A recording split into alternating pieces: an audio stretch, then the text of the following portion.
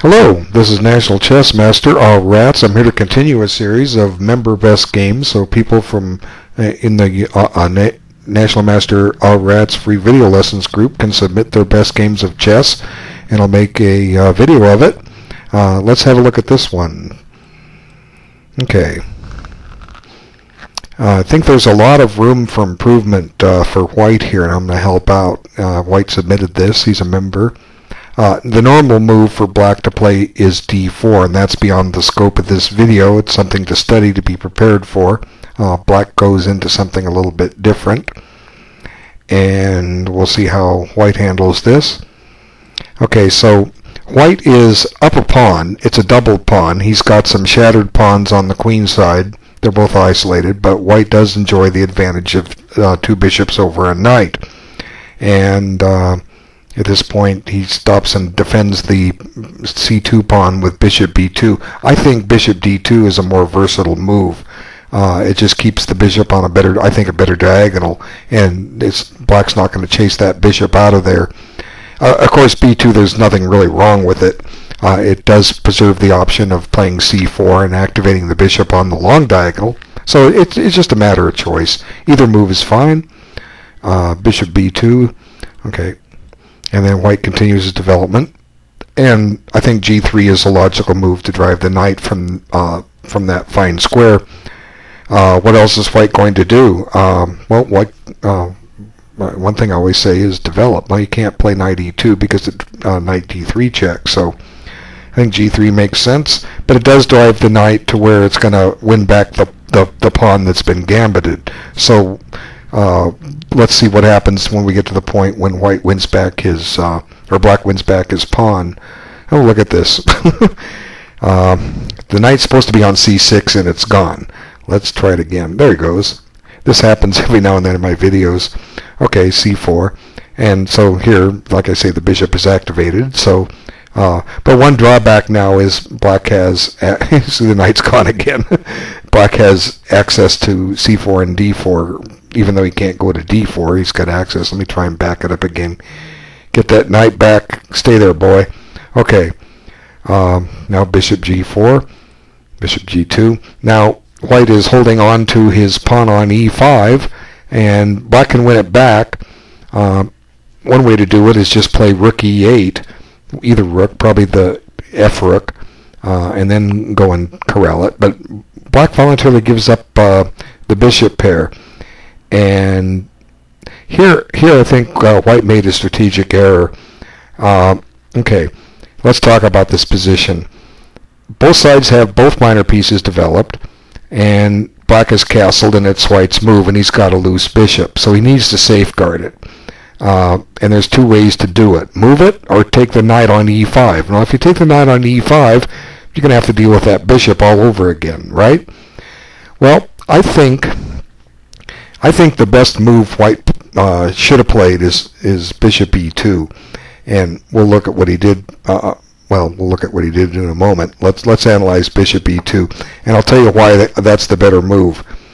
Okay, White does have the two bishops. There's no, even though a bishop is superior to a knight in an ending, especially when you have an open board like this, but two bishops are all the better. And there was no need to give it back, to make this concession, and White's going to trade on e5. There was no need for it, okay? White's got permanent long-term advantages here simply because he's got two bishops working against the knights. And Black can generate some activity here. You know, he is a tempo ahead. That's the price White pays for gaining the two bishops. You know, rook can come to d8, and White should probably castle, or White could even play rook d1, but you have to be careful. Here, let's take a look. Okay, see, I'm saying castling is, man, no, castling is going to allow rook d2. You have to be careful here. Rook d1, and now if, see, this stops the knight to d3 chunk. So if rook takes rook, you can't take with the bishop. You're going to walk into that fork, but you don't need to castle in this position. Okay, White doesn't need to castle, and even though Black can seize this open file, the king will just come up to c2, and white's got probably has a winning position here simply because of the two bishops, and it's just going to require technique as the two bishops combat the two knights. And at some point later, white will probably trade one of the bishops for one of the knights and reach a winning ending, and the winning method is outlined in Stoltz versus Kashtan, The Hague, 1928. It's a classic ending. Basically, the king and bishop work together to force weaknesses in one side of the black pawn formation and create entry points, and then go in, win a pawn, and win the game. But here, black doesn't have any pawn weaknesses. He has an ideal pawn structure, but still, theoretically, the game is winning for white. And this would have been much better, the continuation that white could have chosen.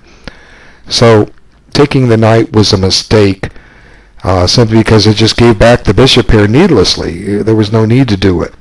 And here, there was no need to give black that pawn. It's true white will get some activity for it, but you're still giving up a pawn, and I don't think white has enough to justify it. I think in this position, black should not lose. White has kept a bishop, which is a little awkward here.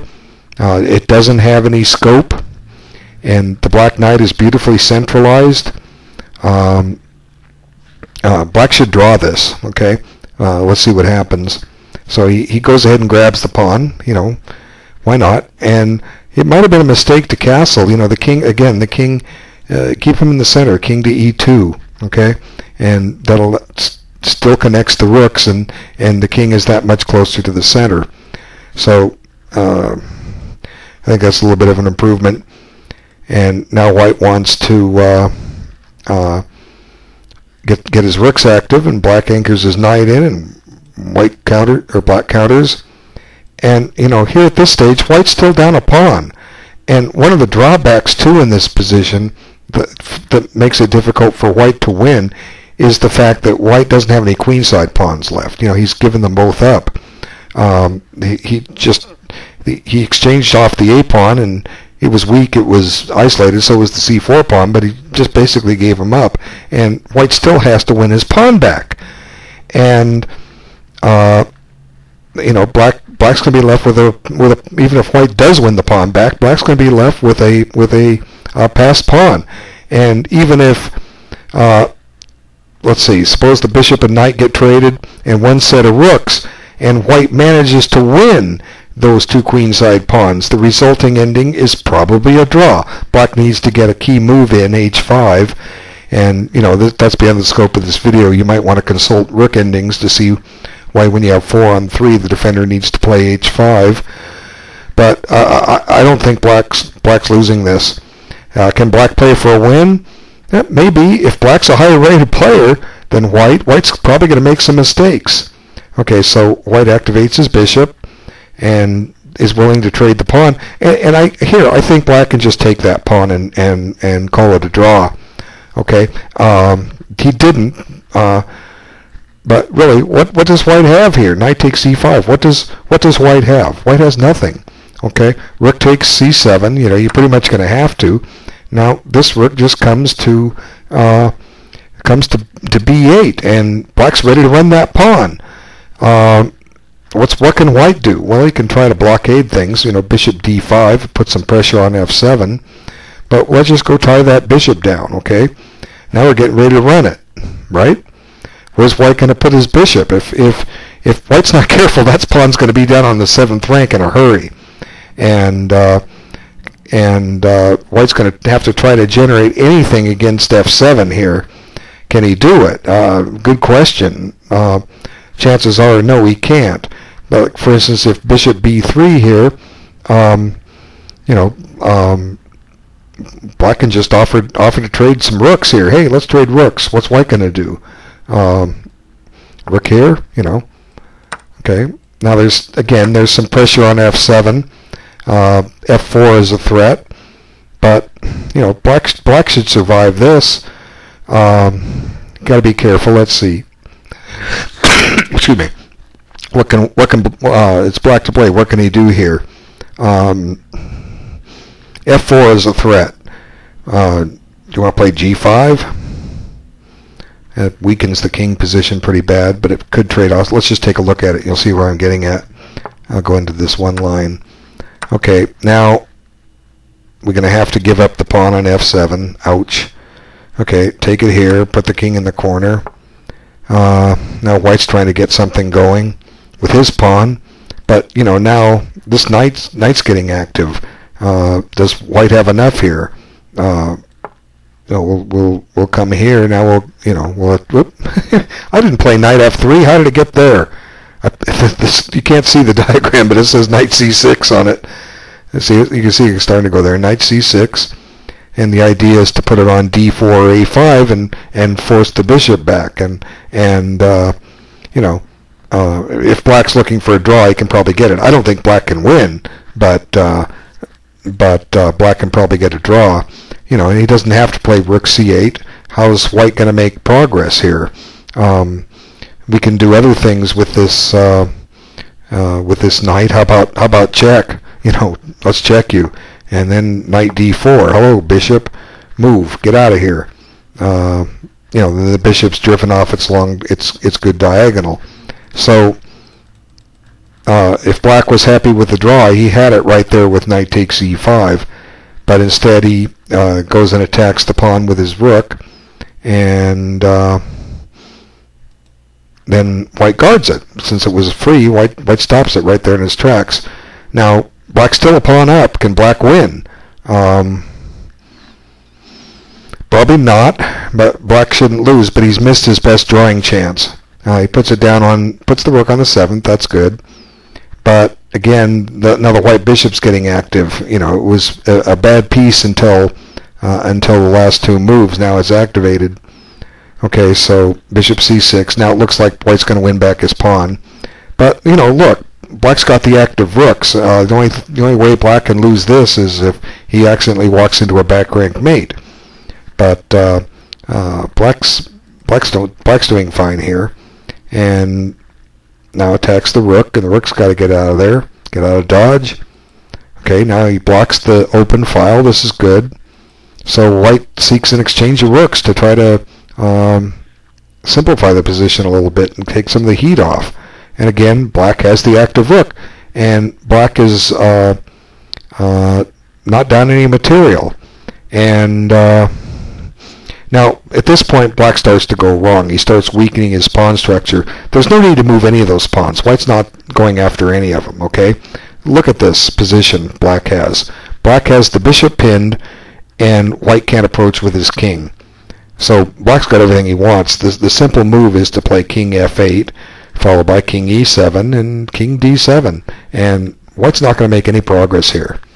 Black will just... even if White trades rooks as he does, but playing G6 just starts weakening the kingside pawn structure. It doesn't activate the king, and Black is headed for trouble here. Okay, so from here on in, White now finally is given a chance because Black has misplayed this and starts making the most of it. So now, we're looking for the best game of chess. So here's a good ending by White. Hopefully he can get some better games and more complete games, because Black had drawing chances. He still should draw this too, but he's just making life difficult for himself. Now look at the White king. The White king is deep in the Black position, and Black still hasn't done anything with his king. Now he does, but he goes the wrong way with the king. Where's the king going next? It can't go to F6. It was better to go to F8. Okay, better to go to F8, and he didn't. Okay, so Black is playing cooperating, and it's still not too well. He plays H5, which 2 doesn't make sense, but how's White going to make progress? Well, king C6 begs to be played, I think, followed by bishop B3, and the idea is to take on E6 and win the pawn on C7. So White's getting close to a winning game now. So bishop C, I think king C6 just puts Black in a quandary. He can't do anything. His king is out of play. If king f8, bishop b3, and this just wins outright. I don't see a defense for black because well, once again, I guess I'm getting ahead of myself.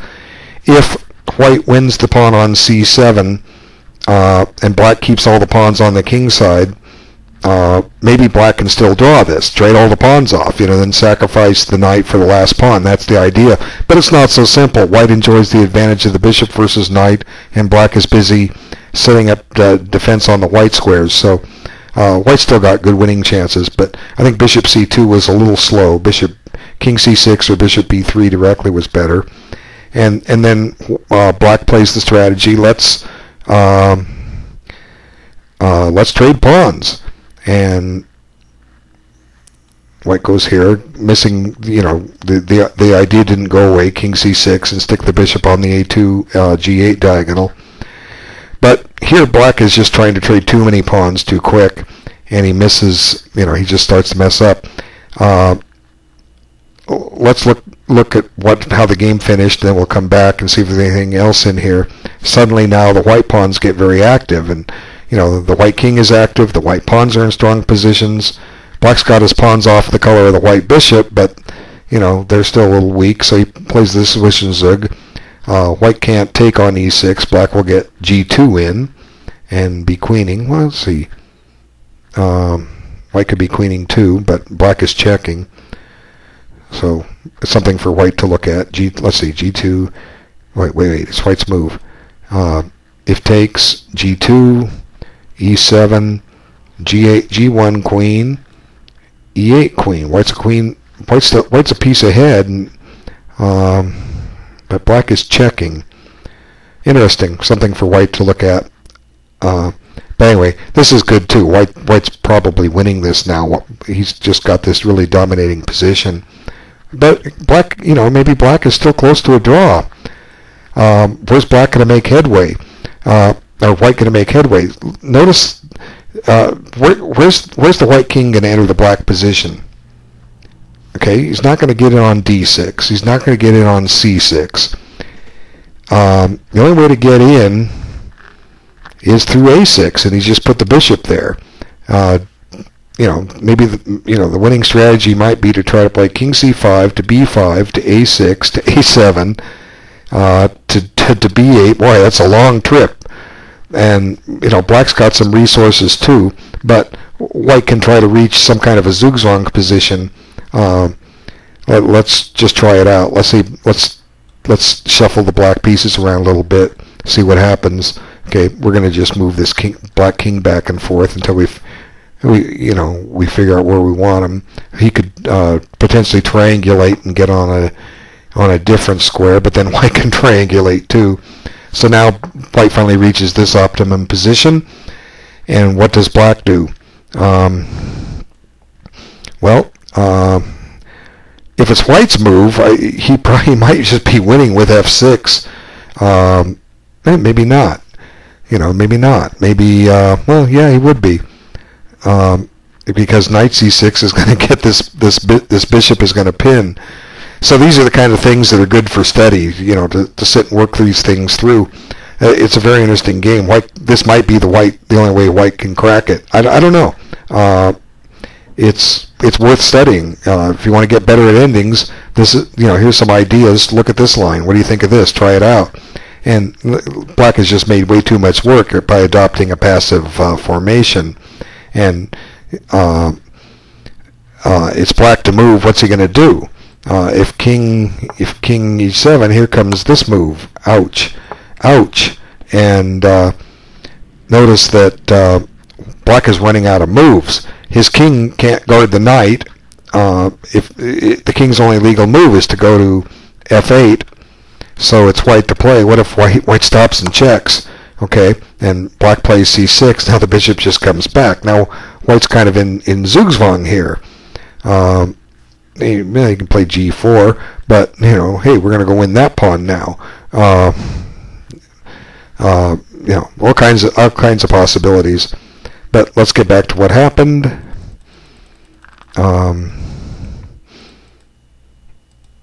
Let's see. We took here. and then he played bishop a6.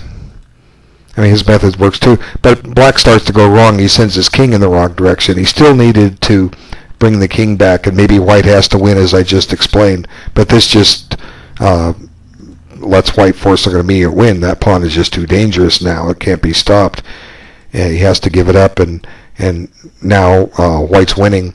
Black will be forced to lose his pawn on g4. He just loses a little quicker. But it doesn't really matter what white does. He's going to lose that pawn on g4. His king will not be able to guard it. White's going to play g4 check, force the king back to h6, and then just park the bishop on c4, and black will run out of pawn moves eventually, and the c7 pawn will get up to c5, and then black will have a choice which pawn he wants to give up. He can give up, he can give up the c pawn, but then he's going to give up the g pawn too. So this just loses directly, a little quicker, and game is pretty much over now. There's nothing black can do here, and he gave up. So let's back up just a wee bit more. When black played g5, I think that's when he was trying too hard to get pawns off the board. Let's back it up. I'll find it easier if I just go back like this. Okay, instead of g5, let's just take. Okay, now mission accomplished. We've gotten rid of one pawn. So we basically need to trade our last two kingside pawns and then sacrifice the knight for the last pawn. That's how we draw it. But once again, maybe white has has this win here with just going back into this motive of deflecting the knight away from the defense of c7, king d8. It just seems like white's asking for it, or black's asking for it here. Is this a draw? It's certainly interesting to study king and pawn endings. Can white force a win here? White's going to have to move his king or play g4. He's got one or the other. Probably going to be, this could be a draw, because if he moves his pawn, black gets black's going to get the opposition from white no matter what. And you got to be careful. King b7, and suddenly white really cries, "Ouch!" That pawn is gone now. It's going to win. It's going to run right down and get a queen. So this could be a draw, because the black king got activated. So going back to when I mentioned the plan of trying to take that off earlier, maybe black still had drawing chances there. It's something for white to study, and that's the way you get better. White can go back and look at these things and sit down and try to satisfy himself about what kind of game could have ensued had he played some of these different lines. So not a bad game. I hope that you can show me some really good games where you pick up an advantage early and just grind them down. That's the idea of a best game. We want to see games that you play really well all the way through, because that gives me a great indication of your potential. This gives indication that a lot of points in your game need some refinement, and I point that out, which is fine. The whole purpose of me doing videos for you guys is to help you improve and show you things. So no disrespect, man, although it's not a great game, and if it is your best game, you've got the future ahead of you. You're going to get some really, really good games and really exciting games. So you just have to keep at it. But there's plenty here to look at, plenty here to work on and study, and hopefully I've shortcut that for you. What's happening here? I don't know. I'm not going to stick this in a computer, and you shouldn't either. You can stick this in Houdini, and it'll tell you what's happening. Well, balderdash. That's the worst way to improve, and it's really sad that a lot of reputable chess teachers insist on using engines to solve things. Well, you can use them for a couple things. They'll shortcut the tactics and so forth. Like if you run a thing through, it'll show you something you might miss that you might never see. But this is how you get better, by sitting here and figuring this out. And if you don't play the best move, your opponent will show you why you didn't play the best move, and you'll learn from that. You don't need an engine to sit here and and demonstrate what's happening. So what's happening here? Maybe black's going to win now. Maybe, who knows? Maybe black wins this simply because now he has a pass pawn of his own. But I suspect not. White's got some tricks up his sleeve. Let's just play it out and see what happens. What's happening here? It's White's move. I think G5's a pretty bad move. F5 is interesting, but it's risky. It's going to give black an extra pass pawn, so maybe you have to play king back here. Okay, now king up. Now black's getting some headway. I don't know. King here. White gets the opposition with king c4. Could play king c6, and White's eventually going to have to give up some ground here. Maybe black's winning this. Who knows? I don't know. It looks like maybe black. Ooh, look, black's game looking awful delicious all of a sudden. So that that whole idea of taking on a6 could be flawed. It looked like it worked way back when. Maybe that was when the king was on g7 though. It couldn't get over here to help. So instead of, like I say, instead of playing g5, my suggestion was get the king back over here. So the method of winning it could go back to the thing I was saying about getting the king down to c8. Well, it looks like maybe white can or black can survive bishop takes e6. So what else does white do? Well, it's a good question. This could be a draw. This is an excellent study to sit down and work on things. And like I say, the very last thing you should do is plug this position into a chess engine and let the computer tell you what to do, because then it's doing the work for you and you're not doing the work. And no disrespect meant to all the players that use the engines to sit there and tell you things, but I think you're doing a disservice to chess players by showing them the right and accurate path. I've said this countless times. I think too many people that publish chess stuff are too worried about their reputation, that if they allow a flawed move to come out in their print, someone's going to, oh look, this guy is a grandmaster and he missed a one mover, and like suddenly the grandmaster feels like he's discredited because he missed something silly. Well, we all miss something silly.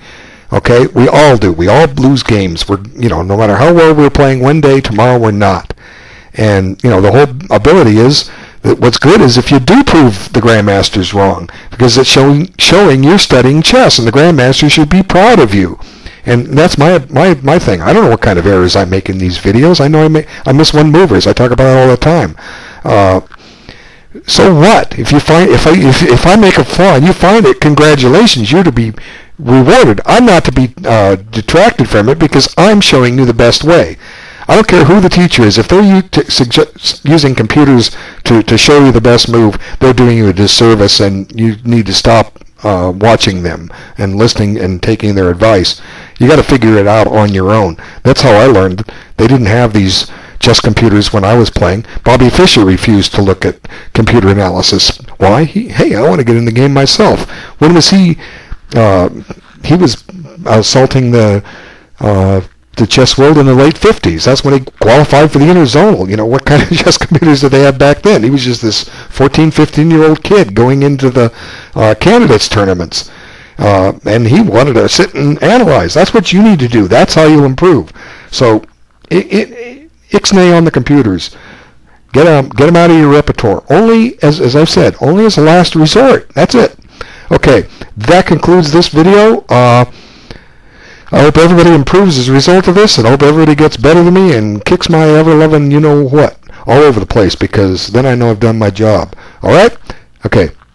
Take care. Thanks for your time. Bye.